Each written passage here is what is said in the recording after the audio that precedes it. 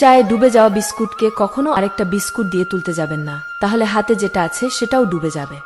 ঠিক তেমনি বউ থাকতে কখনো আরেকটা বউ খুঁজতে যাবেন না, তাহলে ঘরের যেটা আছে সেটাও চলে যাবে।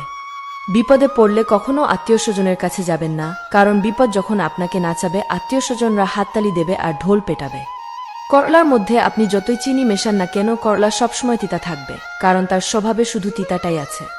ঠিক তেমনি কিছু স্বার্থপর আর মতলববাজ মানুষকে আপনি যতই ভালোবাসুন আর যতই সম্মান করুন না কেন, তারা কখনোই আপনার আপন হবে না। দুনিয়াটা হলো ভাড়া বাড়ির মতন, যতই সুন্দর করে সাজান না কেন, মালিকের নোটিশ পাওয়া মাত্রই ছেড়ে চলে যেতে হবে।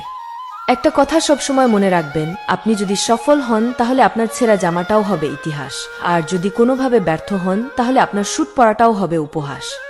এই সমাজে সবাই হচ্ছে ধোয়া তুলসী পাতা, শুধুমাত্র আমি হচ্ছি নিম পাতা। তবে একটা কথা কি জানেন, তেতো হলেও কখনো কারো উপকার ছাড়া ক্ষতি করি নাই।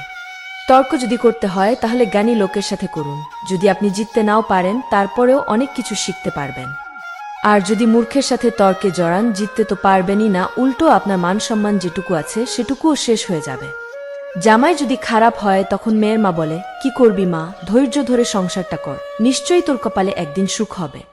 আর যদি বউটা খারাপ হয় তখন ছেলের মা বলে, বাবা তালাক দিয়ে দে, তার থেকেও ভালো বউ বিয়ে করাবো। শ্বশুর বাড়ির ঘড়িটা মনে হয় সবসময় 2-4 ঘন্টা বেশি চলে, কারণ কি জানেন, কারণ সকাল 7টায় ঘুম থেকে উঠেছি, তারপরও আমার শাশুড়ি পাশের বাসার খালাকে বলছেন, বাড়ির বউ যদি সকাল 9টার সময় ঘুম থেকে ওঠে তাহলে সেই বাড়িতে কোনো উন্নতি হয় না। শত্রু কখনো বাইরের লোক হয় না, শত্রু নিজের লোকই হয়। ওই যে স্বার্থে আঘাত লাগলে আপন লোকগুলোই শত্রু হয়ে যায়। সবাই ভালো ব্যবহারের যোগ্য হয় না, মাঝে মাঝে যে যেমন তার সাথে ঠিক তেমনই ব্যবহার করা উচিত, আর এটা অসভ্যতা নয় বরং প্রয়োজনীয়তা।